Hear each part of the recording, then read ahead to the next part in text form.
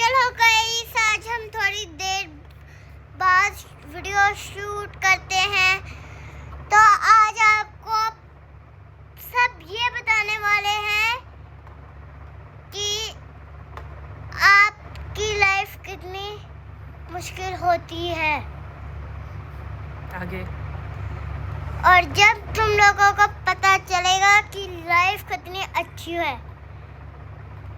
पापा हंसना नहीं। अच्छा। पापा सारी वीडियो खराब अच्छा कर अच्छा देंगे। अच्छा जी, चलो अच्छा आगे बोलो।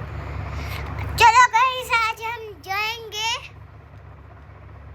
एक घर में जिसका नाम है हॉन्टेड घर, और उसके अंदर 4 भूत हैं। एक का नाम है पेनीवाइज, एक का नाम है इविल क्लाउन, और एक का नाम है नन, और एक का नाम है पेनीवाइज, दूसरा पेनीवाइज। ये हेलो गाइस, आज एक नन्हा सा व्लॉगर आया है, वो आपसे बात करेगा। और आपकी मुलाकात किससे आज मुलाकात करवा रहे हो? खुद से ही कराऊंगा और किससे कराऊंगा? ओके ओके, खुद से कराओगे, पापा से नहीं करवाओगे? चलो बताओ ना जी। तो आपने ये नन्हे से व्लॉगर से बात कर ली है।